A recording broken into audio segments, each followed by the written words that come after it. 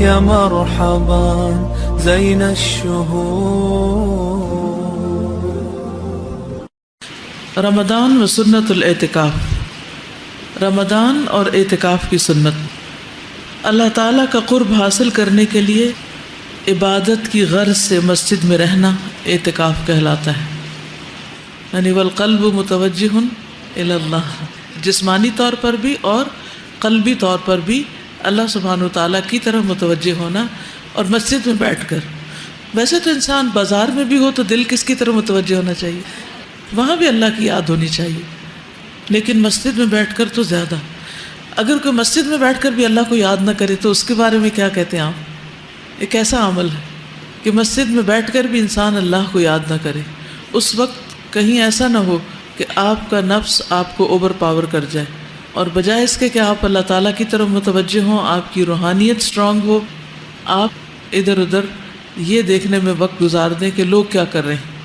اور پھر ہو سکتا ہے کہ زیادہ غصہ آئے کسی کی کسی حرکت پر تو کسی دوسرے سے ذکر بھی شروع کر دے، تو اس سے کیا ہوگا؟ اعتکاف ادھورا رہ جائے گا، ہو سکتا ہے ہو ہی نہ. تو اس لیے بہت ضروری ہے کہ اعتکاف کے لیے انسان پوری طرح اللہ سبحانہ وتعالیٰ کی طرف متوجہ ہو. یہ سنت مؤکدہ کفایہ ہے، یعنی اگر بڑے شہروں دیہاتوں میں کوئی بھی اعتکاف نہ کرے تو سب کے ذمہ ترک سنت کا وبال رہتا ہے. یعنی ہر بستی میں سے کسی نہ کسی کو اعتکاف ضرور کرنا چاہیے، اور اگر کوئی ایک بھی اعتکاف کر لے تو سب کی طرف سے سنت ادا ہو جاتی ہے. اور اس کی مدت رمضان کا تیسرا عشرہ یعنی آخری 10 دن ہے.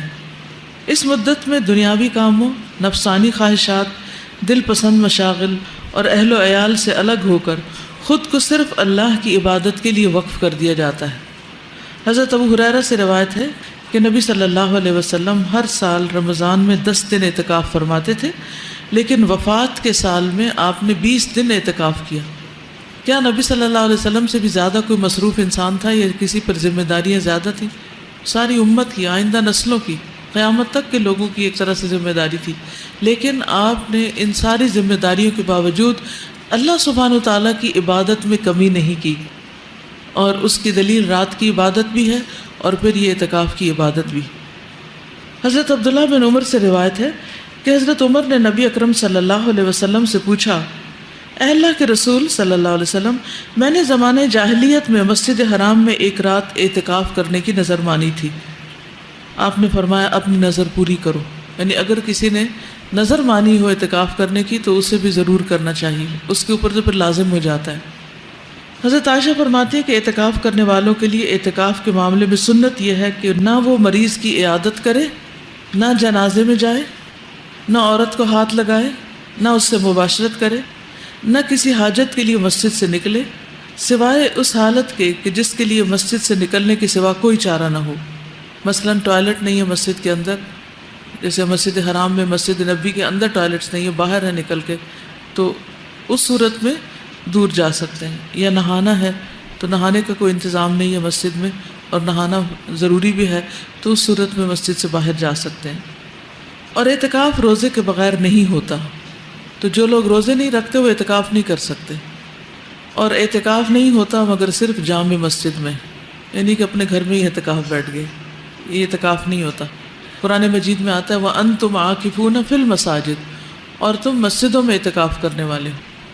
اور پھر یہ کہ رمضان کی 21 تاریخ کو فجر کی نماز کے بعد مسجد میں اعتکاف کے لیے بیٹھنا سنت ہے.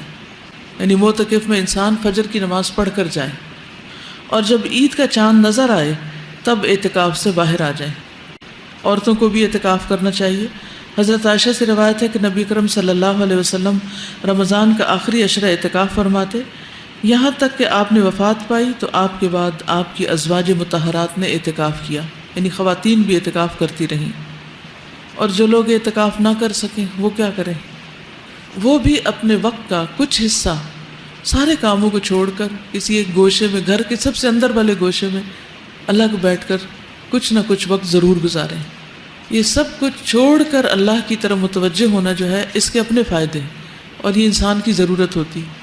جب آپ بالکل اکیلے تنہا ہوتے ہیں اور صرف ون آن ون اللہ سبحانہ وتعالیٰ کے ساتھ ہوتے ہیں تو اس کا مزہ ہی کچھ اور ہے. اگر مکمل 10 دن کا اعتکاف کرنا نہ ملے تو آپ آخری 3 دن بیٹھ جائیے، لیکن وہ مسنون اعتکاف نہیں ہوگا۔ اگر وہ نہ ہو تو آخری 1 دن بیٹھ جائیے، اگر 1 دن نہیں تو چند گھنٹے کے لیے بیٹھ جائیے، لیکن کچھ وقت تنہائی میں ضرور گزاریے، عبادت کی حالت میں، روزے کے ساتھ، دن کے وقت، ٹھیک؟ رات کو تو تاکراتے ہیں ہی، لیکن دن کی عبادت مراد ہے۔